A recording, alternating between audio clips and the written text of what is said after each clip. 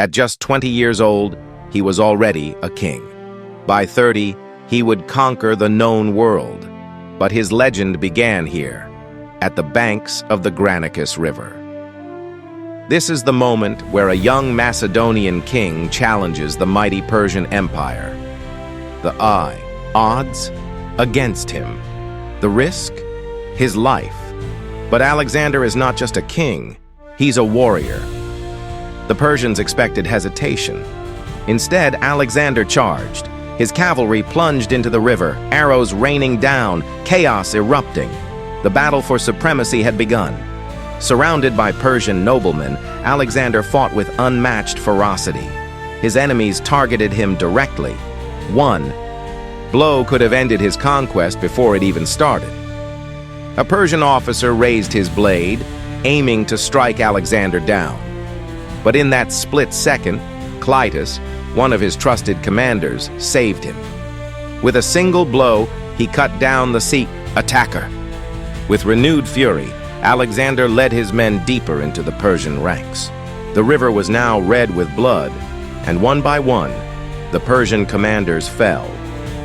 Darius, the great king of Persia, wasn't there, but his best generals were, and one by one, Alexander crushed them. Victory was his. The Battle of Granicus was Alexander's first step toward immortality.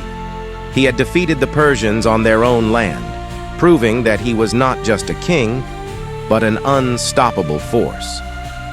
But this was only the beginning. The real test was yet to come. Against the great king himself, Darius III, and their fateful encounter would shake the ancient world. At Issus, the full Persian army would stand in his way. Darius would bring everything he had, but Alexander, he was ready to make history. Again. This was just the first of many legendary battles. If you want to see how Alexander faced the full might of Persia, make sure to follow for the next chapter.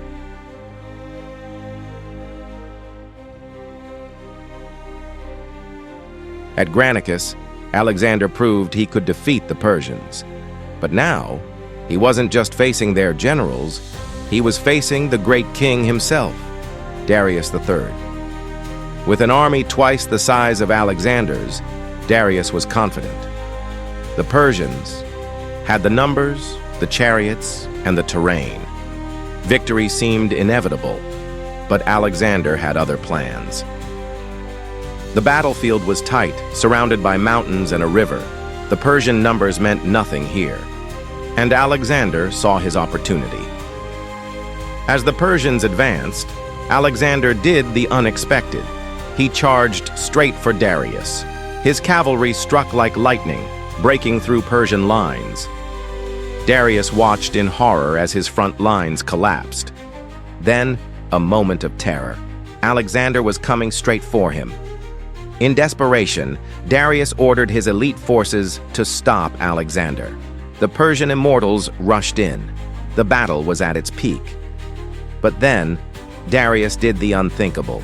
He turned his chariot and fled. Seeing their king run, the Persian army collapsed. Panic spread like wildfire.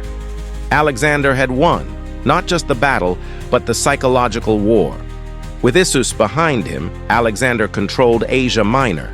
But his true test was yet to come, at Gaugamela, where Darius would make his final stand. At Gaugamela, Darius would bring everything: war elephants, scythed chariots, and an army 5 times Alexander's size.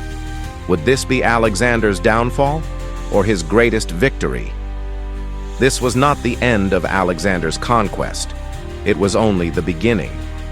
If you want to see how he faced the full might of Persia, follow for the next chapter.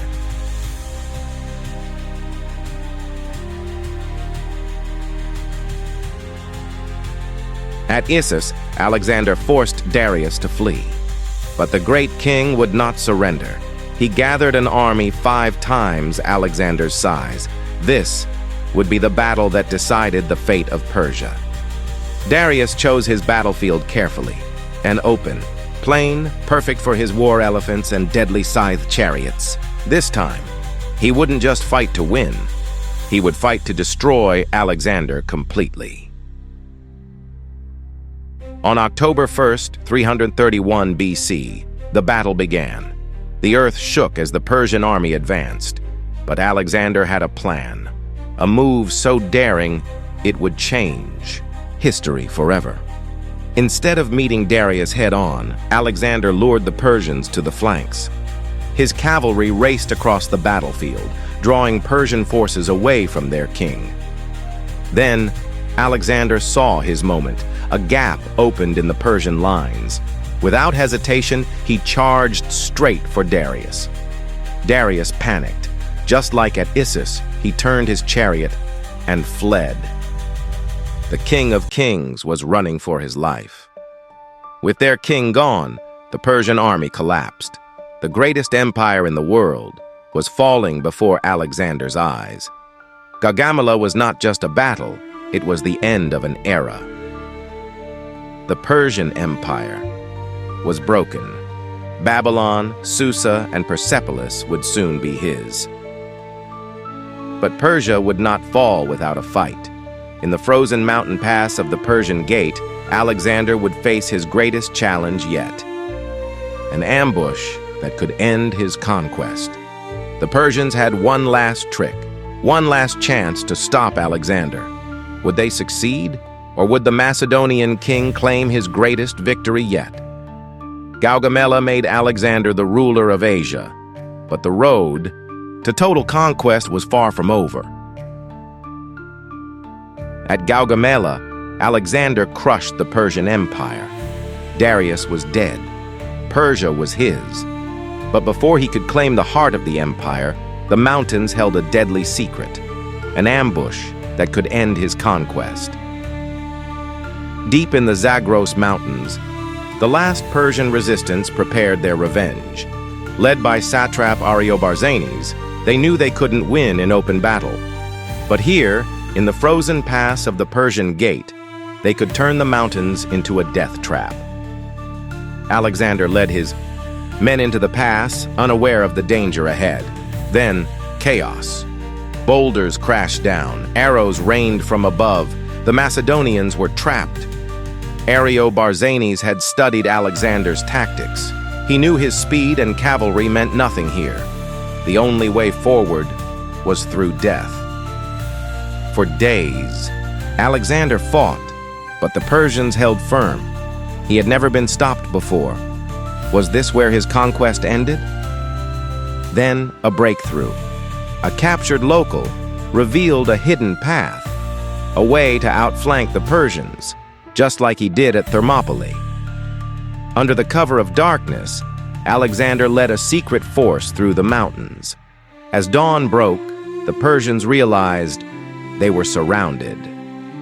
Ariobarzanes fought to the last man, refusing to surrender. But it was over. The Persian Gate had fallen. The road to Persepolis was open. With the Persian Gate broken, Alexander marched into Persepolis, the heart of the empire.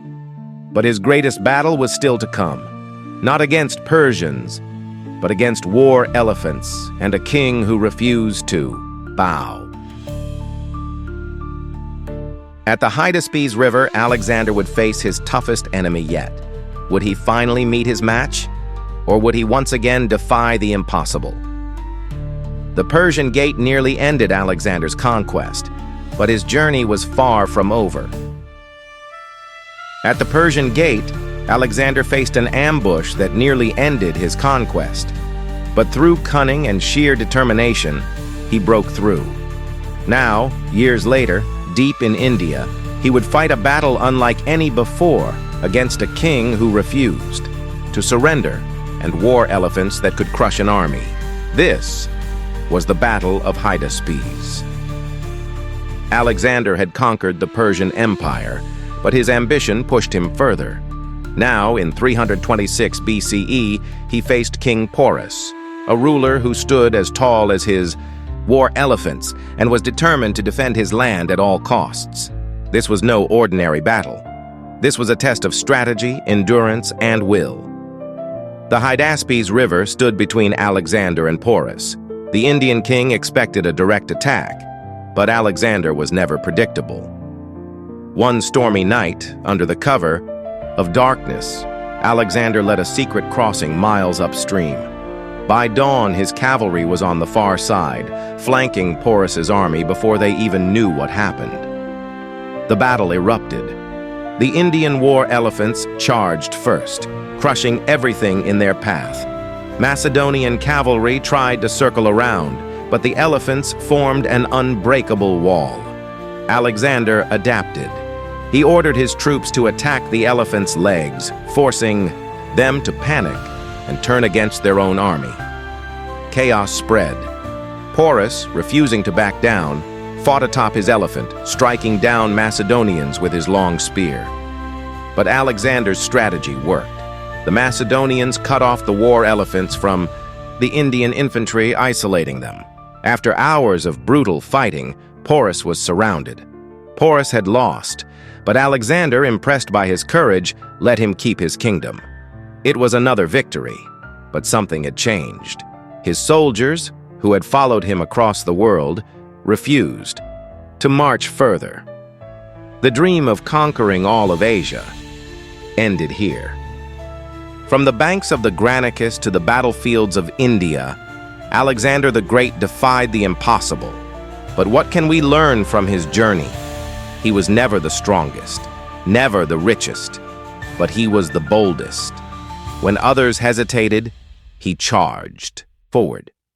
When the odds were against him, he adapted. When defeat seemed certain, he found another way. At Gaugamela, he faced an army 5 times his size and won. Why? Because he saw opportunities where others saw obstacles. At the Persian gate, he was trapped. But instead of giving up, he found a hidden path and turned the ambush into victory.